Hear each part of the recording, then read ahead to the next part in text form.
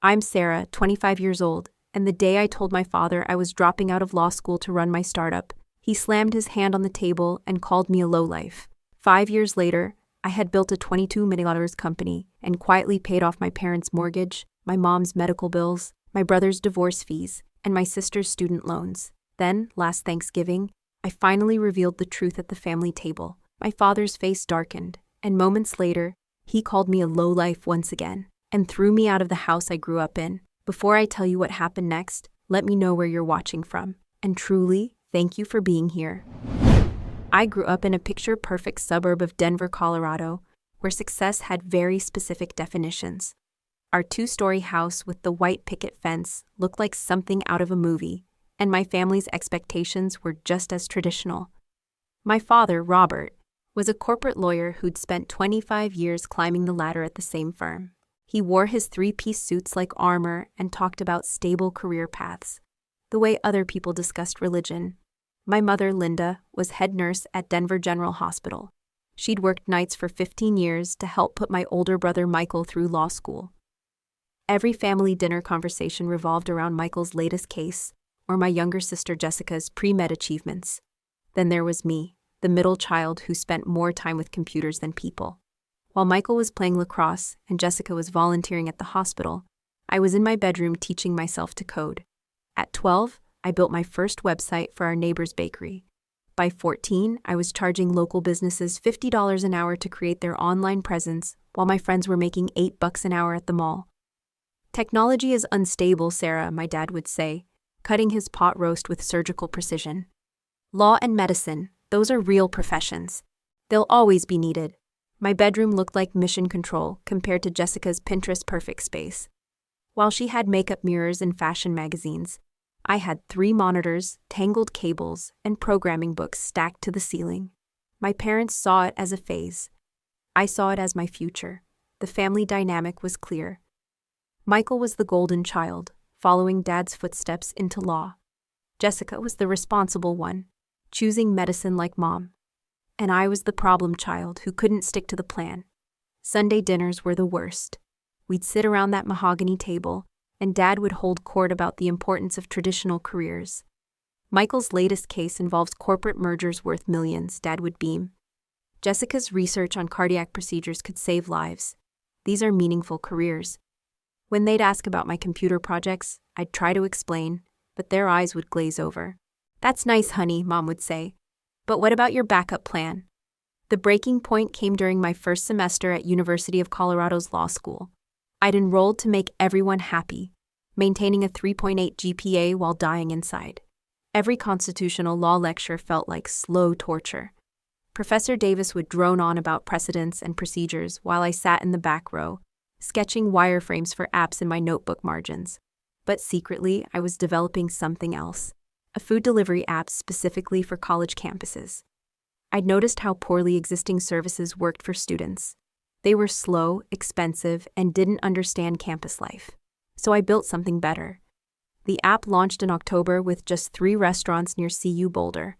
I handled everything myself: coding, customer service, even delivering orders on my bike between classes. By December, we had 12 restaurants and were processing over 100 orders daily. The numbers were incredible. Revenue hit $15,000 by Christmas break, and I was barely scratching the surface. Students loved the app because it was faster and cheaper than alternatives. Restaurants loved it because I charged lower commissions than the big companies. I remember sitting in our living room on Christmas Eve, laptop on my knees, watching those numbers climb. The Christmas tree twinkled in the corner, presents wrapped underneath, and I was building something real, something that mattered, something that was making money. But I knew what I had to do. Law school was killing my soul, and the app needed my full attention. Competition was coming, I could feel it. If I was going to make this work, I needed to go all in. The conversation happened the next morning. Everyone was gathered around the breakfast table, still in pajamas, opening presents. Michael had gotten a fancy briefcase from Mom and Dad. Jessica received a stethoscope. I got books about corporate law. "I need to tell you something," I said, setting down my coffee mug. "I'm dropping out of law school." The silence was deafening. Dad's face went from confusion to anger in about 3 seconds. You're throwing away a guaranteed $200,000 career for some app nonsense. My father's voice shook the ornaments on the tree. What happens when this little computer game stops working? My mother's face went pale. What will we tell our friends? Our daughter is a college dropout. It's not nonsense, Dad. I made $15,000 in 6 months while keeping up my grades. The app is growing every day. I have 12 restaurants signed up and hundreds of active users. Michael laughed from the couch, not looking up from his new legal pad. 15 grand? I'll make that in a month when I graduate. This is embarrassing, Sarah. You're embarrassing the family. Students love the app, I continued, trying to stay calm. I'm solving a real problem. The market is huge. The market? Dad slammed his hand on the table, making the coffee mugs jump. What do you know about markets? You're 20 years old. You don't understand how the real world works. Jessica finally spoke up. Sarah, be realistic. How many college apps actually succeed? You're going to end up working retail or something. I've done the research, I said. Food delivery is a growing industry. College campuses are underserved. I have first mover advantage, Dad's voice dripped with sarcasm. You sound like those idiots on the Business Channel. This is real life, Sarah. You need stability. You need a degree. You need a profession that people respect. The argument went on for hours. Michael kept making snide comments about playing entrepreneur. Jessica worried about what her med school friends would think. Mom cried. Dad threatened to cut off my car insurance. By evening, I'd made my decision. That night, I packed everything I owned into my Honda Civic and drove to a studio apartment downtown. $800 a month for 400 square feet. But it was mine. My parents didn't speak to me for 3 months. The next 2 years were brutal. I burned through 4 different startup ideas, each failure teaching me expensive lessons that no business school could provide. The food delivery app got crushed when DoorDash entered our market with unlimited venture capital and aggressive pricing. I couldn't compete with their marketing budget or their ability to operate at a loss. My social media management tool collapsed because I underpriced everything and burned out trying to serve too many clients. I was charging $50 a month for services that required 20 hours of work. The math didn't work, but I was too inexperienced to see it. An e-learning platform I spent 6 months building never found its audience. Turns out creating content is harder than creating software. Who knew? And a fashion rental app became a logistics nightmare that ate my savings when I couldn't figure out dry cleaning and inventory management. I lived on ramen noodles and whatever was on sale at the discount grocery store. My studio apartment had a Murphy bed that doubled as my couch, 1 desk from IKEA, and stacks of empty ramen containers I was too exhausted to throw away. The place smelled like defeat and MSG. My bank account hit $247 at one point. I remember staring at that number on my phone, sitting in my car outside a gas station, wondering if I should call my parents and beg for forgiveness. Maybe they'd been right. Maybe I was just a delusional kid playing entrepreneur while real adults built real careers. The rejection emails piled up like snow in Denver. 127 investor meetings that ended with, "We'll be in touch," and never were. I started recognizing the polite phrases that meant no. Interesting concept, but not quite the right fit. Maybe revisit this in a year when you have more traction. The worst part wasn't the failures or the poverty. It was the isolation. My old friends from high school were finishing college, starting careers, posting photos of their graduation parties on social media. My family had essentially disowned me. I'd wake up some mornings, wondering if anyone would notice if I just disappeared. That's when I met Diana Chen at a startup networking event at a coffee shop on Colfax. The event was one of those sad affairs where 20 wannabe entrepreneurs showed up to pitch half-baked ideas to each other. I almost didn't go, but my therapist had suggested I needed more human contact. Diana was maybe 20 years older than me, with silver-streaked hair and laugh lines that suggested she'd seen it all. She was wearing jeans and a simple black sweater, nothing fancy, but something about her presence commanded attention. She'd built and sold 3 companies, according to her bio in the Meetup app. I was practicing my pitch for a new idea, a platform to help small businesses manage their social media, when she approached me during the break. "Mind if I give you some feedback?" she asked. I nodded, expecting another polite rejection. "You're solving the wrong problem," she said directly. Social media management is crowded. Everyone thinks they can do it better. You're trying to compete with established players who have more money and more experience. My heart sank. Here was another person telling me my ideas sucked. But then she continued. The core skill you're describing, automation and efficiency, that's valuable. But you're applying it to the wrong market. Small businesses don't need better social media management. They need better business processes.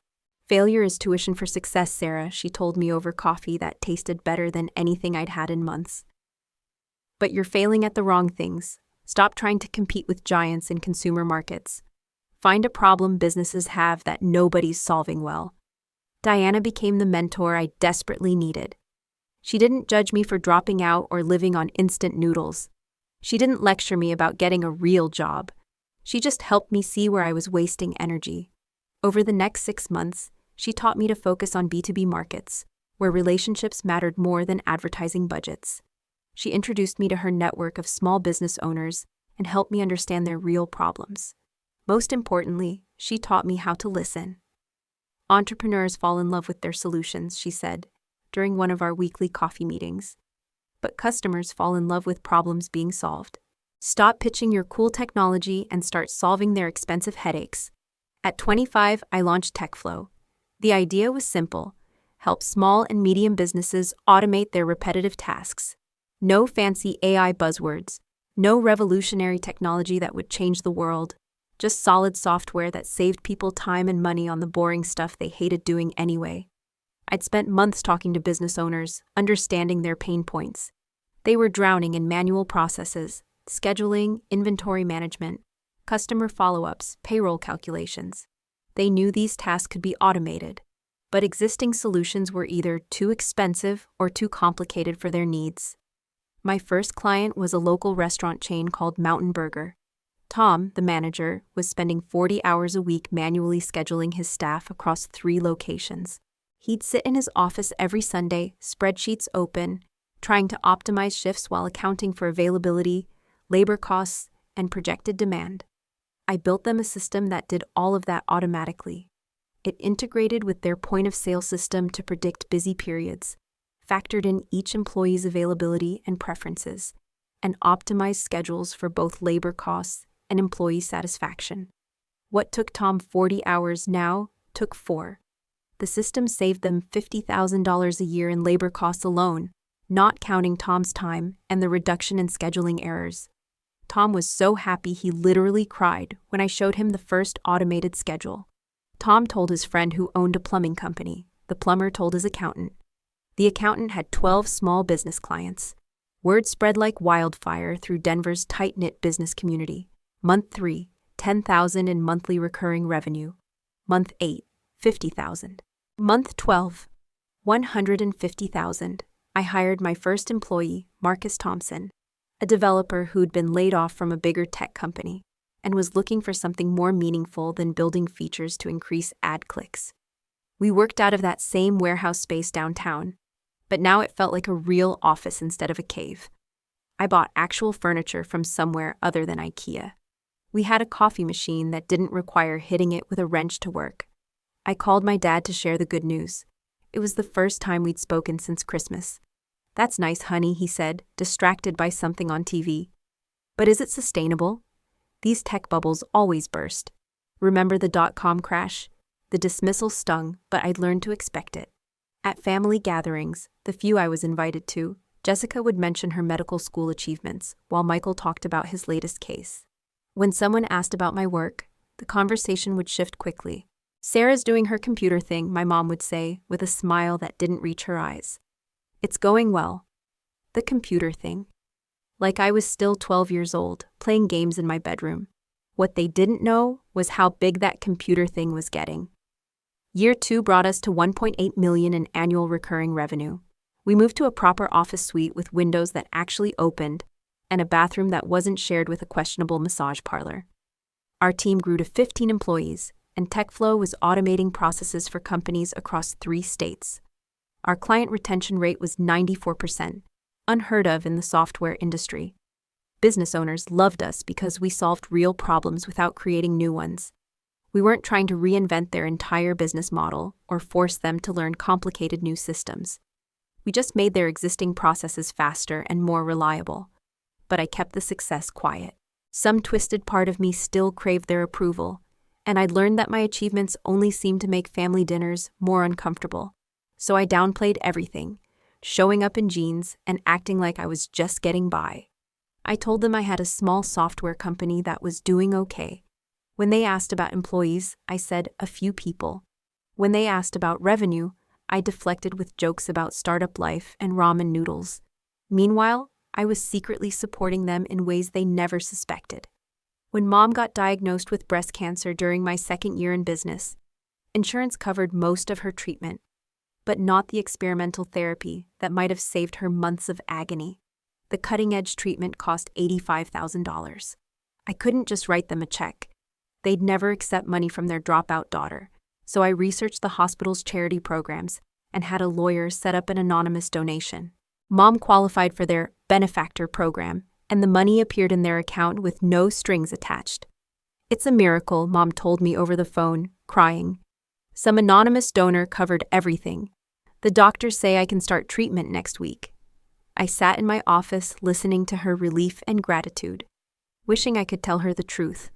But I knew they'd reject the help if they knew it came from me. When Michael's marriage fell apart and he faced $45,000 in divorce attorney fees, a family friend offered him an interest-free loan that he never had to repay. I'd had another lawyer create a shell company to make the loan look legitimate. Michael spent weeks trying to figure out which family friend had been so generous. When Jessica struggled with med school debt, a scholarship foundation randomly selected her for a $120,000 grant. I donated to the foundation specifically to fund scholarships for students like Jessica. She posted about her good fortune on social media, never knowing her dropout sister had made it possible. And when Dad's law firm hit financial trouble during COVID, a mysterious investor pumped $75,000 into the practice, asking for nothing in return. Dad's firm represented small businesses that couldn't pay their bills during lockdown. The investment kept them afloat until things stabilized. Each time, I watched them puzzle over their good fortune. Dad would joke about their lucky streak. Mom would tear up talking about the kindness of strangers. Jessica would call it divine intervention. Michael would just shrug and move on, accepting good luck as his due. I told myself I was helping out of love, but my therapist helped me see the truth. I was trying to buy the approval I couldn't earn by being myself. Every anonymous donation was a desperate attempt to prove my worth without revealing who I really was. "Why do you think your family's acceptance is conditional on them not knowing who you really are?" Dr. Martinez asked during one of our sessions. The question haunted me for weeks. As TechFlow grew to a $22 million valuation, the disconnect became unbearable. I was making strategic decisions that affected hundreds of employees and thousands of clients. I was speaking at conferences, featured in industry publications, courted by Fortune 500 companies. But at family dinners, I was still treated like the kid who couldn't commit to a real career. "When are you going to get a real job with benefits?" Michael asked me last summer, right after I'd signed a deal with a Fortune 500 company worth $2 million annually. "Maybe you could do tech support for a hospital," Mom suggested helpfully. "That would be stable, and you'd still get to use computers." The irony was crushing. I employed more people than Dad's law firm. I generated more revenue than Michael's entire legal department. But because I didn't have a degree on my wall, I was still the family failure. By Thanksgiving 2023, I'd made a decision. It was time to tell them the truth. Not to brag, but to finally stop living this exhausting double life. I was tired of pretending to be less successful than I was. I was tired of hiding my achievements. I was tired of being treated like a child when I was financially supporting most of the family. I'd prepared documentation and bought them a gift that would demonstrate my success while helping their future. I'd paid off their mortgage. $380,000 gone. Their house was now free and clear. The house looked exactly the same as it had throughout my childhood. Same furniture, same family photos lining the hallways, same Norman Rockwell painting of a perfect family dinner hanging over the dining room table. The only addition was a massive 75-inch flat-screen TV that Michael had bought them last Christmas, conspicuously mounted where everyone could see it, his symbol of success and contribution to the family. Everyone gathered around Mom's dining room table. The good china was out. The same set we'd used for every holiday since I was little. Michael arrived with his new girlfriend, Stephanie, a paralegal from his firm. They both wore business casual attire that screamed, "We have important careers." Jessica came with her boyfriend, Tom, a surgical resident who talked exclusively about the hospital hierarchy and his upcoming board exams. "The partners are already hinting that I might make senior associate next year," Michael announced, while helping arrange the appetizers Mom had prepared. Youngest in the firm's history. Throughout dinner, nobody asked about my work. When Tom mentioned seeing an article about automation in healthcare, Jessica quickly redirected the conversation to her research project. When Dad brought up some legal tech he'd heard about, Michael dismissed it as trying to replace lawyers with robots. Good luck with that. I sat there, cutting my turkey, listening to them discuss their careers while mine remained invisible. These people had no idea what I'd built. They had no idea that I was probably the most successful person at the table. By any objective measure, I waited until dessert was served. Mom's traditional pumpkin pie with fresh whipped cream, served on the good china reserved for holidays and special occasions. Dad sat at the head of the table, accepting compliments about how good he looked for 65, how well his law practice was doing. "Actually, everyone, I wanted to share some news about my company," I began, my heart hammering against my ribs. Dad nodded absently, already reaching for another slice of pie. "That's nice, honey." "TechFlow was recently valued at $22 million, I continued, my voice steady despite my nerves. "We've received several acquisition offers, and I've been featured in TechCrunch and Entrepreneur magazine." The silence that followed felt interminable. Mom froze with her fork halfway to her mouth. Jessica exchanged a glance with Tom. Michael just stared. Stephanie looked confused. Dad was the first to respond, his tone dismissive. "What exactly does that mean, Sarah? These internet companies use all sorts of funny math to come up with these valuations. It's not real money." I stayed calm, explaining how business valuations work based on revenue multiples and growth projections. I mentioned our annual recurring revenue, our client retention rates, our expansion into new markets. I talked about our office with 38 employees, our partnerships with companies across 12 states, our clients saving millions of dollars annually through automation. Michael interrupted before I could finish. "So you got lucky with this online thing. That's great, but some of us have been building real careers with actual qualifications." He emphasized the word qualifications while glancing at Stephanie, who nodded in agreement. "It's not luck," I replied, keeping my voice steady.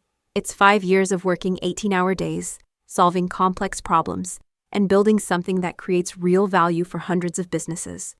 We employ almost 40 people with good salaries and full benefits." Mom finally spoke, her voice tentative. "That sounds impressive, dear, though I still wish you'd finished your degree. Even with this business, education is important for credibility." I felt my patience wearing thin, but pressed on. "Actually, I brought something for Dad." I handed him an envelope containing the documentation for their paid-off mortgage. "I wanted to make sure you both have a comfortable retirement." Dad opened the envelope, his expression darkening as he realized what he was looking at. Instead of gratitude, his face flushed with something that looked remarkably like anger. "What is this supposed to be? Some kind of charity?" He dropped the papers onto the table like they were contaminated. "We didn't raise you to throw money around like you're better than everyone else." "That's not my intention at all," I explained, feeling the conversation slipping away from me. "I just wanted to help, the same way I helped with Mom's medical bills, Michael's divorce costs, and Jessica's student loans." 3 heads snapped up simultaneously. My secret financial assistance was suddenly exposed. "You?" Dad sputtered, his face turning red. "That was all you?" Jessica looked mortified. Michael's expression hardened into something ugly. Mom just looked confused. "You've been secretly paying for things behind our backs?" Dad's voice rose with each word. "Playing the big shot with your internet money?" "I was just trying to help," I replied, my voice smaller than I intended. "I never wanted recognition. I just wanted to support the family." "Support?" Michael interjected, his voice dripping with disdain. "By making us feel like charity cases? Some of us work honest jobs with actual degrees. not getting rich quick with online schemes. It's not a scheme, I insisted, feeling the conversation spiraling beyond my control. I built a legitimate business that helps American companies become more efficient. We employ dozens of people with good salaries and benefits. Our clients save millions of dollars. Dad stood up, his napkin falling to the floor. You drop out of law school against our advice, disappear into your little computer world, and now you come back throwing money around like you have all the answers. That's not what I'm doing, I protested, fighting to keep my voice steady. I'm trying to share my success with the people I love. You think your money makes you successful, he continued, his voice rising to a shout. You're still just a lowlife who got lucky. Anyone can get lucky. But success? Real success comes from education, from working within the system, from building something respectable. The room fell silent. Mom gasped softly but said nothing in my defense. Michael looked down at his plate, and I swear I saw a slight smile playing at the corner of his mouth. Jessica appeared torn between embarrassment and agreement. Stephanie just looked uncomfortable. Dad, I started, but he wasn't finished. No, he exploded, his face red with rage. I've worked my entire life the right way. I got an education, built a respectable career, raised a family the proper way. I will not be shown up in my own home by my dropout daughter, who thinks her fake internet money makes her better than us. I stood slowly, gathering my purse. The room felt smaller suddenly, like the walls were closing in. Everyone was staring at me, but nobody was defending me. Nobody was telling Dad to calm down or that he was being unfair. I should go, I said quietly. Yes, you should, Dad spat. His voice filled with venom I'd never heard before. Get out of my house, you lowlife. Your fake money doesn't make you part of this family. We have standards here. The words hit like physical blows. I looked at each face around the table, searching for any ally, any sign of support. There was none. My mother, who I'd spent $85,000 to save, said nothing. My brother, whose divorce I'd funded, looked satisfied. My sister, whose education I'd paid for, avoided my eyes. Happy Thanksgiving, Dad, I said, walking toward the door with as much dignity as I could muster. No one followed me out. No one called after me. I got into my car, hands shaking so badly I could barely grip the steering wheel. As I pulled away from the house where I'd grown up, I realized something fundamental had broken, something that could never be repaired. The drive back to my apartment was a blur of streetlights and tears. I had to pull over twice when emotion overwhelmed my ability to see the road. The cruel irony wasn't lost on me. I owned a multi-million-dollar company, employed dozens of people, had helped save thousands of businesses during the pandemic, but I was spending Thanksgiving night alone in my car because my own family had rejected me. Back in my apartment, a nice 2-bedroom downtown that I'd finally upgraded to when the business started thriving, I sat on my couch staring at the city lights through my window. My phone buzzed with a text from Jessica around midnight. Dad's still upset, but he'll get over it. You know how he gets when his authority is challenged. No apology. No acknowledgement of the horrific things that had been said. Just an expectation that I would absorb the abuse and return to the family dynamic as if nothing had happened. I didn't respond. The next morning, I called Dr. Martinez for an emergency session. Family wounds cut deepest, she observed after I recounted the dinner, especially when they target the very things we've worked hardest to overcome. Over the following weeks, she helped me understand the complex dynamics at play. My success had threatened the family hierarchy and the values my parents had built their lives around. My financial assistance, rather than earning gratitude, had created resentment by highlighting a shift in power dynamics they weren't prepared to accept. Your father's identity is built around being the provider and authority figure, she explained. Your success challenges both roles, and in a family system that values traditional credentials above actual achievement, your unconventional path feels threatening to their entire worldview. I started journaling, documenting not just that awful night, but patterns throughout my childhood. The subtle ways my entrepreneurial spirit had been discouraged, times when academic achievements were celebrated while business successes were minimized. The constant reminder that without a degree, I would never truly succeed. This process revealed how deeply I had internalized these messages. Despite outward success, part of me still felt like the family failure, the dropout who had something to prove. This explained my reluctance to openly discuss my achievements and my continuous financial support without recognition. A desperate attempt to buy the love and approval that seemed forever out of reach. A week after the disaster dinner, Jessica called. I let it go to voicemail. Sarah, please call back. Dad feels bad about what happened, but you have to understand how it looked. You coming in and basically showing off your money.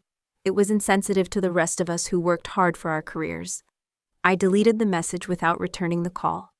The narrative twist was breathtaking.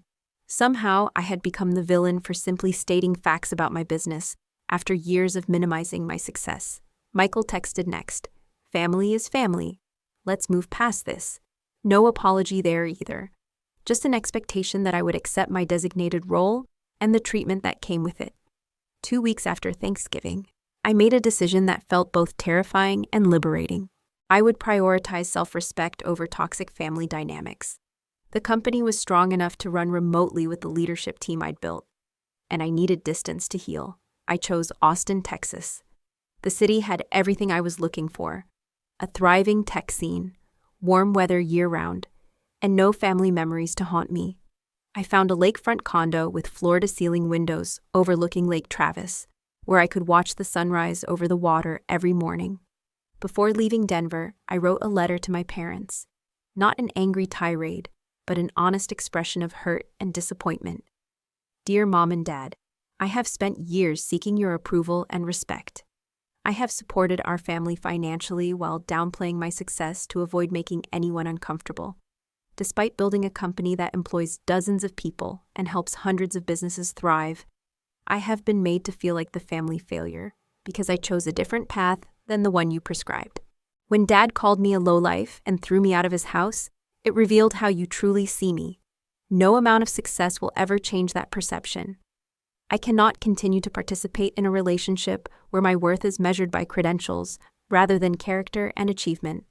I will always love you both, but I need to create distance for my own well-being. I hope someday we can rebuild our relationship on a foundation of mutual respect. Love, Sarah. I sealed the letter and mailed it from the post office personally. No response came in the days that followed. Austin welcomed me with warm sunshine and live music drifting from every corner. My lakefront condo felt like a sanctuary after years of hiding my success. The master bedroom had a view of the water that changed throughout the day, from silver at dawn to deep blue at sunset. I made the space truly mine, filling it with art from local galleries and furniture that reflected my actual taste, rather than what was practical or cheap. For the first time in my adult life, I wasn't hiding my success or apologizing for my choices. Establishing routines became essential to my healing process. Each morning started with coffee on my balcony, watching kayakers and paddleboarders navigate the lake. I adopted a rescue dog named Pixel, a border collie mix who'd been overlooked at the shelter because he was too energetic. We took long walks around the lake, and his uncomplicated affection reminded me daily how relationships should feel. Running TechFlow remotely proved easier than anticipated. Video conferences replaced in-person meetings, and our established systems functioned smoothly. Without the daily commute and office distractions, I found myself making clearer decisions from my peaceful new headquarters. You seem more centered, Marcus observed during a strategy meeting conducted from my deck overlooking the lake. More confident in your decisions. He was right. Without the constant undercurrent of seeking family approval, my business instincts flowed more naturally. I trusted my judgment without the shadow of my father's criticism hanging over each choice. I joined the Austin Tech Alliance and started attending their monthly meetups. For the first time since building my company, I was open about my achievements. The respect came naturally, without the baggage of who I'd been before my success. I befriended Riley, who owned a successful marketing agency, and Connor, a software architect, who'd sold his startup to Google. Our weekly dinners at restaurants overlooking the lake became a highlight. These were accomplished people who valued each other for present achievements rather than past credentials. 3 months into my Austin life, Michael showed up unannounced at my door on a Saturday afternoon. I was working on my deck when the doorbell rang. "Nice place," he said, whistling as he surveyed the lake view from my living room. "Really nice." His appearance jarred me in my peaceful sanctuary. He looked out of place in his button-down shirt and pressed khakis among my casual lakefront decor. "What brings you to Austin, Michael?" I asked, not offering him a drink or inviting him to sit. "Family," he replied, with the same confident smile he'd used to charm our parents since childhood. "And I could use some advice about an investment opportunity. Thought maybe you'd want to get in on the ground floor." Without our parents as an audience, his pretense dropped quickly. This was a financial visit, nothing more. "I'm not making any loans to family members anymore," I said firmly. "That chapter is closed." His expression hardened. "So that's how it is. You move to your lakefront mansion and forget where you came from? Dad was right about you." "Dad called me a lowlife and threw me out of his house," I reminded him. "Is that what you came here to reinforce?" Michael backpedaled quickly. "He didn't mean it like that. You know how he gets. Family fights happen." "That wasn't a fight. It was a revelation," I replied. "Now if you'll excuse me, I have plans this afternoon." After showing him out, I sat on my deck watching the waves, surprisingly unshaken by the encounter. The boundaries I was establishing felt right, even if they were painful to implement. 6 months after moving to Austin, something unexpected happened that would bring my family story full circle. The Austin Business Journal published a feature article about local entrepreneurs making national impact. Riley had nominated me without my knowledge, and a journalist named Maria Santos had done her research. The article appeared on a Tuesday morning with my photo on the cover. Me standing on my deck with Lake Travis behind me, looking confident and successful. The headline read, "From Denver Dropout to Austin Tech Star, How TechFlow founder Sarah Mitchell Built a $22 Empire." Maria had been thorough. She detailed TechFlow's growth from startup to industry leader, our impact on small business automation, and my recent establishment of the Tech Forward Foundation, a scholarship program for underprivileged students pursuing tech careers without traditional credentials. "I never had the traditional credentials," I was quoted as saying. "But I had determination and a willingness to solve real problems. Sometimes the unconventional path leads to the most meaningful destinations." I thought little of the article until the following week, when my phone started buzzing with social media notifications. The story had been picked up by TechCrunch, then shared extensively through LinkedIn and Facebook. My LinkedIn followers jumped from 3,000 to 50,000 overnight. Former high school classmates suddenly remembered our friendship.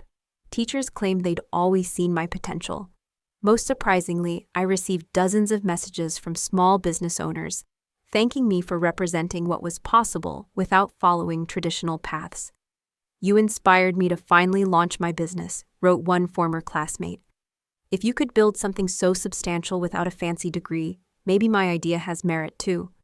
The ripple effect was inevitable. The Denver Post ran a condensed version with the angle, "Local entrepreneur makes national impact." My hometown paper suddenly celebrated me as a Denver success story. Through this media attention, my family discovered the full extent of what I'd built. The first sign came as a Facebook friend request from my cousin, followed by several other extended family members. Then came the text from my mother. "Saw the article about your company. Very impressive, dear. Dad and I are so proud." No mention of the cruel words at Thanksgiving. No acknowledgement of the rift. Just a casual claim of pride that had been notably absent. My father's voicemail arrived the next day, his tone artificially jovial. "Sarah, big news about your company in the paper. Always knew you had it in you. There seems to have been a misunderstanding last time we spoke." A misunderstanding. That's how he characterized calling his daughter a lowlife. 3 days later, my mother texted, "We're thinking of visiting Austin next month. Would love to see your new place." The message hit me like a stone. 6 months of healing, and now they wanted to simply appear as if nothing had happened. I didn't respond immediately. Instead, I scheduled an emergency therapy session. "You have several options," my therapist advised. "You can decline entirely, you can agree but set strict boundaries, or you can see this as an opportunity for honest conversation, though that requires their willingness to acknowledge the harm done." After consideration, I texted my mother, "You and Dad are welcome to visit, but we need to have an honest conversation about what happened at Thanksgiving before we can move forward." Her response came quickly. "Of course, dear. We just want to put this behind us and be a family again." The phrasing troubled me, that desire to put this behind us, without addressing it directly, but I confirmed dates. They arrived on a sunny Tuesday in April. I met them at a lakefront restaurant for lunch, choosing a public setting. They looked smaller somehow, less intimidating than in Denver. Dad's confident posture seemed diminished, Mom more nervous than I remembered. "This place is something else," Dad said, gesturing at the turquoise water. "You've done well for yourself, Sarah." The emphasis on "for yourself" didn't escape me. "Thank you," I replied simply.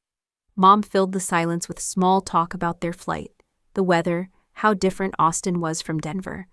Finally, after our food arrived, Dad cleared his throat. "About what happened at Thanksgiving. Things got heated." "You called me a lowlife and told me to get out of your house," I stated calmly. His face flushed. "I was surprised by the news about your business. I may have overreacted, not an apology, an excuse." "Was that reaction about me sharing my success, or about learning I'd been helping financially?" "Both," Mom interjected. "It felt like you were showing off. I spent years hiding my success to avoid making anyone uncomfortable. I helped because I wanted to support the family I love." Dad shifted uncomfortably. "The way you presented it was very forward. And finding out you were behind those other things, it felt like charity." No genuine apology emerged throughout lunch, just justifications and attempts to minimize what had transpired. The subtext became clear. They were here because my public success made rejecting me socially awkward. "I'd like to show you my home," I said as we finished, "but first I need to be clear. I will not pretend Thanksgiving never happened. If you want a relationship moving forward, it has to be based on mutual respect." They exchanged glances before Dad nodded stiffly. "That seems reasonable." When they arrived at my condo that afternoon, their expressions as they took in the expansive view told me everything. This tangible evidence of my success was impossible to dismiss. The $22 million valuation was no longer abstract, but manifested in waterfront real estate. "This is quite something," Dad managed, his voice tight. As I showed them through the house, I realized something profound. Their approval, which I had sought for so long, no longer held the power it once did. I was proud of this home and the business that made it possible, regardless of their reaction. We sat on my deck as the sun set over Lake Travis. "I am sorry for what I said at Thanksgiving," Dad began, his tone more conciliatory than I'd ever heard. It was uncalled for, regardless of how surprised I was. The apology, while welcome, came with qualifications that diminished its impact. "What hurt most," I replied, "was that those words seemed to reveal how you truly see me, despite everything I've accomplished." Mom reached across the table. "We've always been proud of you, Sarah. We just worried about your future without a degree." "My future is here," I said, gesturing to the life I'd built. "I created it without a degree, but with years of working harder than most people ever will. That deserves respect, not condescension." The conversation continued for hours. No dramatic reconciliation occurred, no tearful group hug that magically healed decades of misunderstanding. Instead, we reached a fragile understanding, a starting point rather than a conclusion. "Moving forward," I explained, "I'm open to rebuilding our relationship, but with clear boundaries. I will not accept being demeaned for my educational choices or having my success attributed to luck." They agreed, though I sensed Dad's reluctance. After they returned to Denver, I maintained limited contact, brief weekly phone calls that gradually became less awkward. Jessica eventually offered a genuine apology, and we slowly rebuilt a connection. Michael remained distant, occasionally sending holiday greetings but making no real effort. My healing journey continued with regular therapy. I learned that success is not a substitute for self-worth, and family approval cannot be purchased. The Tech Forward Foundation became a central focus. Beyond funding scholarships, I developed a mentorship program pairing successful entrepreneurs without traditional credentials with promising students. Watching their growth brought satisfaction deeper than any family approval could provide. A year after moving to Austin, I hosted a dinner party for my chosen family of friends. As we gathered around my deck table, watching the sunset paint the water, I realized how completely my life had transformed. Riley raised her glass to having the courage to prioritize respect over obligation. Today, TechFlow has grown to a $50 million valuation with 85 employees. I'm engaged to Jake, an environmental engineer I met through the Austin hiking community. The relationship with my parents continues evolving, sometimes progressing, sometimes regressing to old patterns. I maintain boundaries with compassionate firmness. If my experience offers any wisdom, it's this. Your value isn't determined by others' perceptions, especially those clouded by outdated beliefs. Success comes in countless forms, and sometimes the most painful rejections lead to the most authentic paths forward. The family we create through mutual respect often matters more than the one we're born into. But healing is possible when both sides are willing to do the work. If you're watching this and you're the black sheep, the one taking the unconventional path, I see you. Your path is valid. Your dreams matter. Set boundaries. Protect your energy. Build the life that makes sense to you, not the one others expect. Your value doesn't come from your degree or family's approval. It comes from the problems you solve, the lives you touch, and the courage you show in becoming who you're meant to be. Drop your story in the comments below. Have you had to choose between family expectations and your own path? Your experience might be exactly what someone else needs to hear today. Hit that like button if this resonated with you. Subscribe for more real talk about entrepreneurship and family dynamics. And share this with anyone who needs to hear that their unconventional path has value. Remember, sometimes the family you build matters more than the one you're born into, but with patience, boundaries, and mutual respect, healing is possible. Now go out there and write your own story.